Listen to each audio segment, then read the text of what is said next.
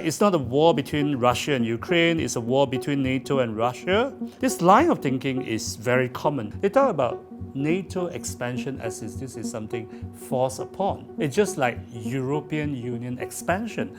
It's sovereign countries knocking at the door and say, can you admit me into your club? Why stand with Ukraine when you never stood with Syria, Libya, Yemen, Iraq? So you're suggesting that, say, since you have not done something right, you must not do something right now. Hi, I'm Chin Huat, a political scientist at Sunway University. This is my expert opinion.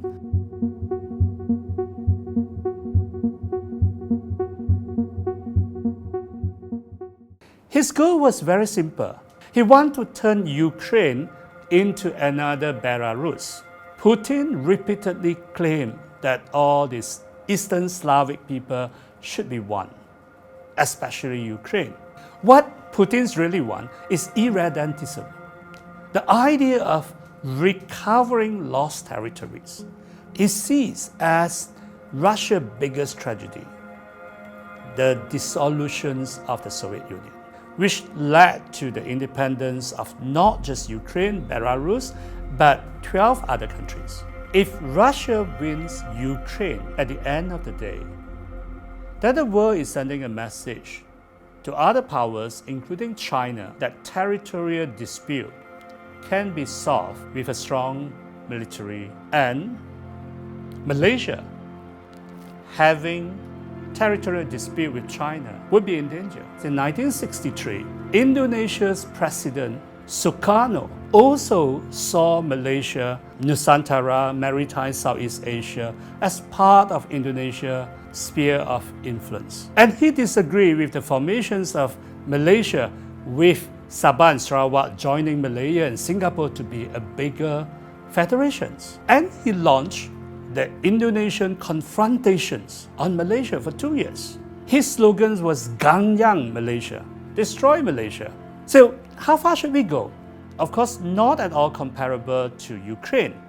But if we were to think that anti-Western, anti-West is the absolute political correctness, or that big powers must have the right to act the way they wish, then you are saying the formation of Malaysia on 16 September 1963 was wrong and irresponsible.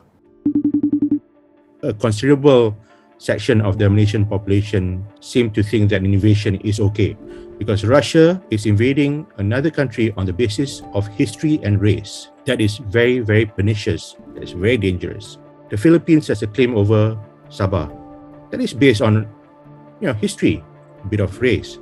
China has claims over our part of the South China Sea. That is based on history. So where does it end, right? If we accept this invasion as something that is going to set the norms for international relations, it's going to have a very unfortunate impact on us. We cannot ever accept a situation where this is made into a norm. Something worrying about Malaysians' public opinion on Ukraine is that you see many people defending authoritarianism. They run down on democracy, and we must admit that democracy is not perfect, and certainly America is not even the example for democracies. But there are people who want to run all these things down to justify authoritarian system. I'm glad that we eventually voted against the war in the United Nations General Assembly. We are too small as a trade partner to Russia, an international finance center for Russian oligarchs to hide their wealth, or a major tourist attractions for Russian tourists.